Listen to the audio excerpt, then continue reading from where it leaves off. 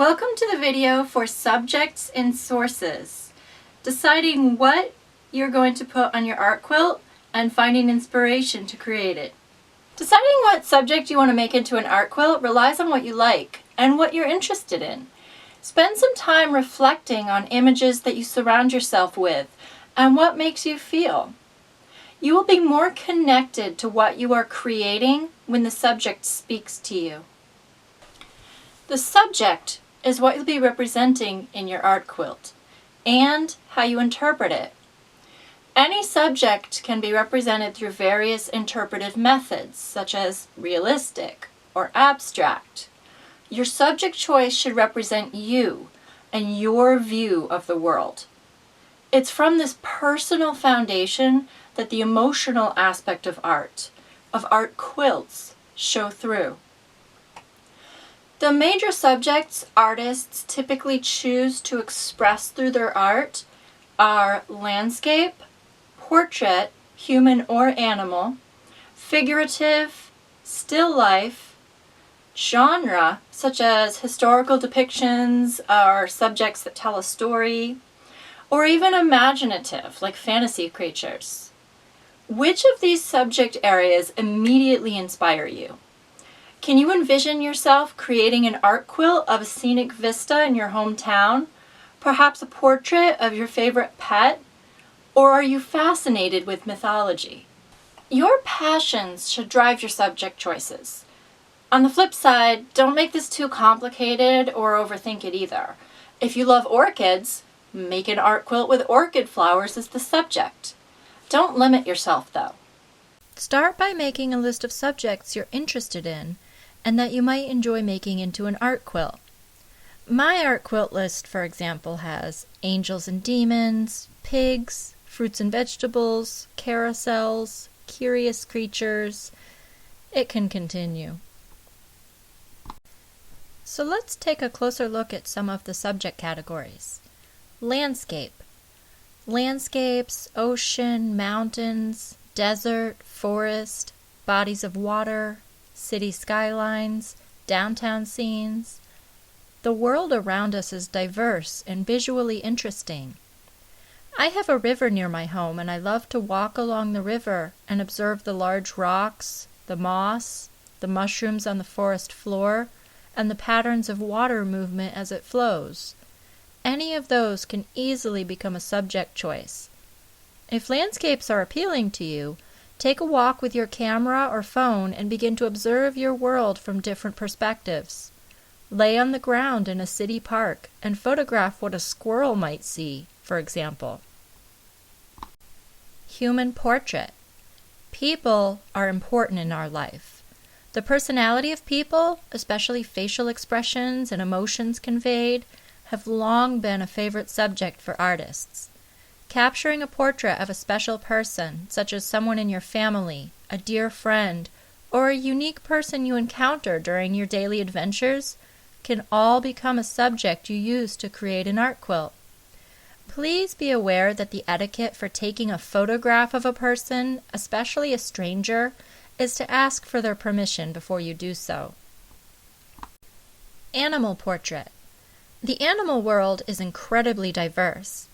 Animal subjects can range from a pet, like a dog or a cat, to wild mammals, birds, sea creatures, reptiles, or even the smallest of insects, like a spider. Many of us have favorite animals. Mine, for example, are what I call curious creatures, like the armadillo, platypus, and the axolotl. There are so many animals in our world that you could focus only on animals in your art quilts and still never create a representation of every one. Figurative, the human body. Different from a portrait, which typically represents the head and bust of a person, figurative subjects represent the whole body. Figurative work can represent so many different things and really show the human form as it moves through life. From a graceful dancer, to a farmer working in a field, to a child flying a kite, our human existence has been and can be portrayed through art in as many ways as we exist in the human condition. Still life. Still life is a frozen moment of time, subject of objects or everyday things. If still life is a subject category that sounds interesting, consider what objects you value. Flowers in a vase, a jar of pencils and crayons, antique tools from your father's woodshed, or a pile of children's toys. What things in your life do you connect with? Genre. Genres can be the foundation for a subject.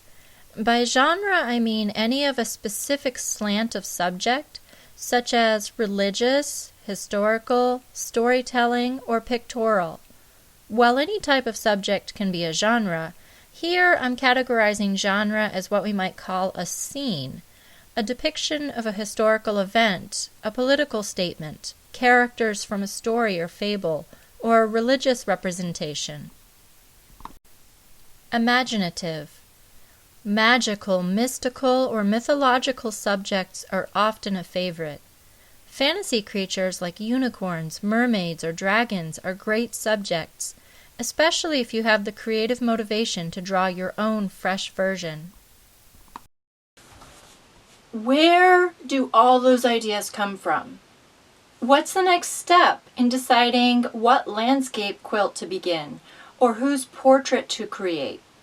Narrowing the choices often requires expanding your ideas first. Then we can feel more confident as we come back around to the creation process. We can use memories, photographs, observation, experience, and emotion as paths to explore an idea in more depth and seek the subject we want to spend hours on, designing, cutting fabric, adhering and stitching, and transforming into a quilted artwork. Memories. Do you ever feel the desire to pick up a photo album or a yearbook and just browse your past? Sifting through old photographs of family or friends can really bring out memories. And if a memory from your past is what you're looking for as inspiration, this is one of the best ways to do it. Maybe you have memories of an event that happened in your life.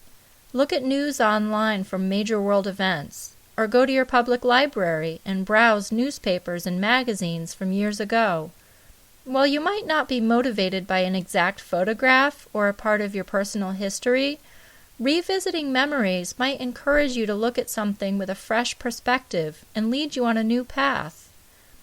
Spending some quiet time alone and reminiscing or talking with friends and family can invoke memories too. My husband's family often talks about the time they lived in Alaska, from the streets of Juneau to the constant rain to Mendenhall Glacier. Stories about fishing for salmon. Memories can be powerful muses.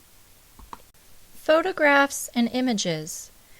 Inspiration can come through looking at photographs others have taken.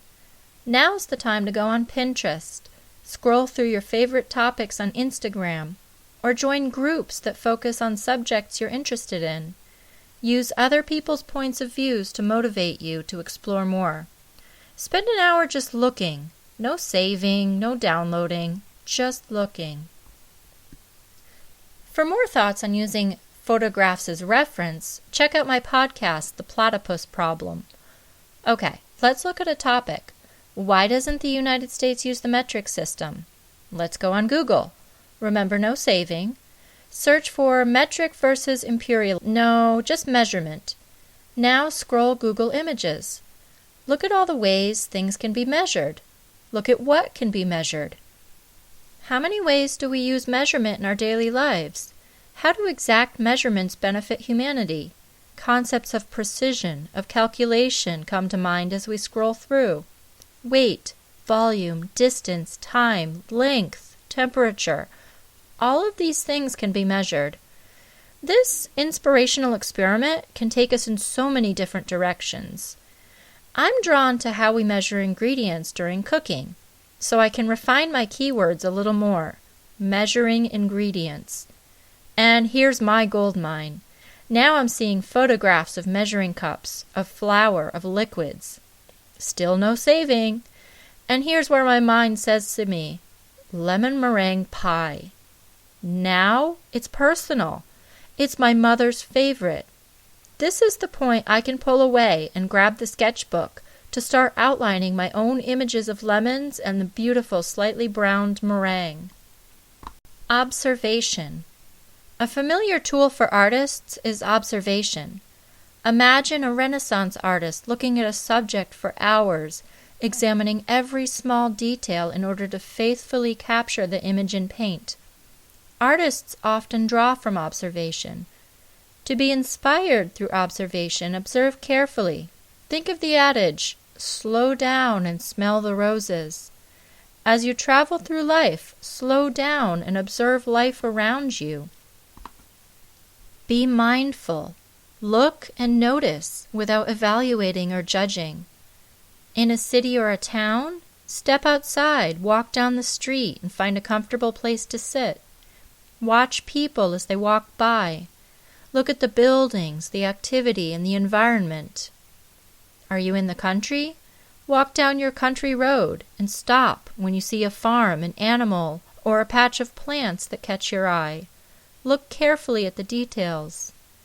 In the woods? Explore your local stream, observing the water as it flows along the rock bed. Take a close look at small things like leaves or mushrooms. In your own home, find something in your living space and take a good long look at it. Grab a piece of fruit or a vegetable from the refrigerator. Take a closer look at your furniture or your decor. Virtually anything can be examined carefully and thoughtfully. Experience. There's a proverb that goes, experience is the best teacher. Experience is mostly just living your best life. From caring for yourself, your family, and your home, to traveling around the world, experience is that doing that makes us human. As we experience things familiar to us or new things, we can take away new ideas, new perspectives. Experiences can be elaborate, like a trip to Ireland, but experience does not have to be costly or take a lot of time and energy. You can experience something new by visiting a friend you haven't seen in a while. It can even be watching a movie you haven't seen yet, or listening to music that is new to you.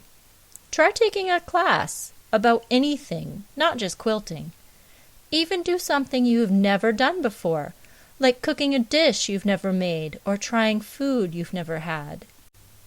Emotion. Emotion is the soul of creation. Nearly everything an artist creates has some amount of his or her emotional energy put into it. Emotions can be one of the most powerful sources of inspiration. When you feel, you have an internal motivation to create something meaningful from those feelings. Exploring emotions is one hell of a journey. Joy, sadness, fear, surprise, anger, trust, anticipation, and disgust. Plutchik's theory, and there are of course many different theories about emotions, offers extensions of each of these primary emotions, adding nuances and variations to these core feelings. Not all feelings are good to feel. Humans are constantly striving for the feel-good emotions, the ones that won't make us shed tears or turn red in the face. But the reality is, there are both good and bad emotions. The challenge we all face is using all emotions we experience to help us grow and mature as individuals. Exploring a negative emotion can allow us to address the cause of that emotion, and art is one way to work through those feelings. By expressing ourselves through creation, we can examine and critique where our disgust or rage stems from, and possibly help us find solutions related to it. On the flip side, expressing positive emotions through art can help us define and develop ourselves as we explore ideals like serenity and acceptance. My hope is that now that you've watched this video, you're able to find subjects for your art quilts and look for sources that inspire you. It doesn't have to be complicated or insightful, though this process does allow for the deep insight that artists often seek. All subjects and sources can work together. They don't need to just stand by themselves. A portrait can come from a memory. A landscape can come from an experience that you had. A still life coming from something in your home. Everyone's approach to creation is uniquely personal, as it should be.